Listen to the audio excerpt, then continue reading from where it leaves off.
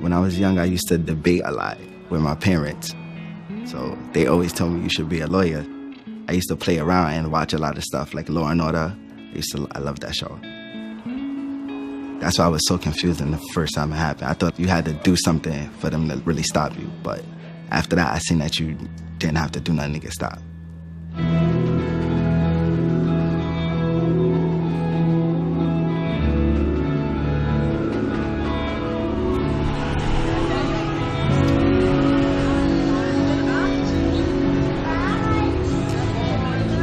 Most of the times when I get stopped, I'm walking down the block.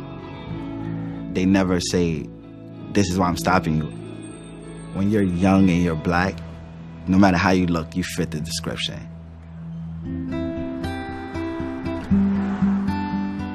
The cop car pulled up right here. It was a patrol car, and then 2 cops came out. They lined us up against the wall, and he started patting me down. So I said, why are you stopping us? And then the cop looked at me. He's like, are you trying to be a smart ass? He grabbed me off the wall, and he was like, oh, you're doing graffiti. And then that's when he put the cuffs on me.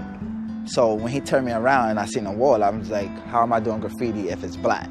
And I have a pink highlighter in my pocket. I've been taken in a lot of times because if you're stopping me, I'm gonna wanna know why. And that's when you could hit a change in their tone. They start to get a little more aggressive and you feel threatened. They were like, if you're gonna talk back, we're gonna take you in. If you're gonna ask questions, we're gonna take you in. You sit in a precinct for I would say 8-9 hours with a bunch of people you don't know. They put the cuffs on really tight and it stinks and you don't get fed. All this time, y'all know I'm innocent.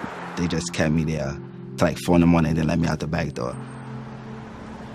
I would say it was happening at least 4 or 5 times in a month.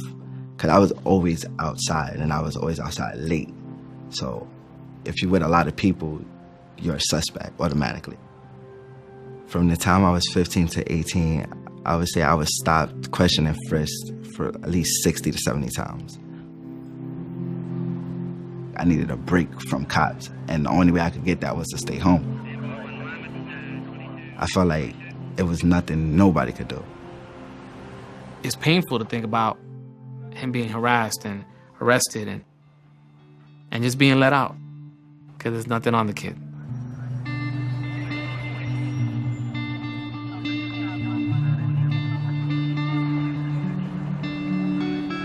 I've experienced it as well. I'm an educator, I'm in my 30s, I'm a family man, and there's a police car behind me. The reaction turns into fear. And I have to run through my head, okay, what am I doing? Where am I keeping my hands? What am I saying to this officer? Do I got their name? Do I have the badge number? I'm going through the checklist. And that's only because I've equipped myself over the years to go through the checklist. Every 13-year-old kid, 14-year-old kid, adolescent, doesn't have a checklist. I would say things started changing after I told one of my teachers, Drew, everything that happened to me. How you doing, man? Actually talking to him about my life and him listening and him sharing the same emotion that I had. He just cried and he held me. And I think that's where the pain came from. The pain came from, because I like to look at my students as if they're my children. And if this was my son and this was my daughter, is this what I want for them? It helped me a lot to have people that you can actually sit down and talk to. I love this song. I learned a lot of stuff about policing. I learned my rights. I learned the system behind policing, like the broken windows theory. If you fix small problems, the larger ones will stop. That's what they believe will happen. But now you're stopping innocent people walking down a block or just walking with a group. That don't mean they're necessarily doing something wrong. I felt like the only reason I got stopped and frisked is because I was black.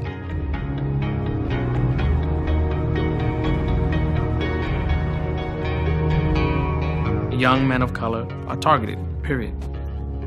End of story. They are targeted, we're racially profiled, and the expectation is if I stop, frisk this guy, he's gonna have something on him.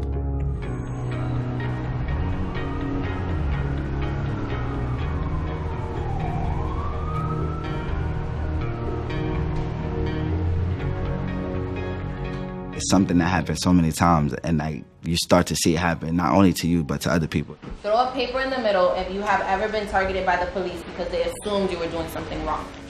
If more people came together to improve stop and frisk, I think the whole system would change. It motivates me more to want to be a lawyer, so I can help young people my age and help people younger so that they can learn more before they get to that age where they start getting stopped.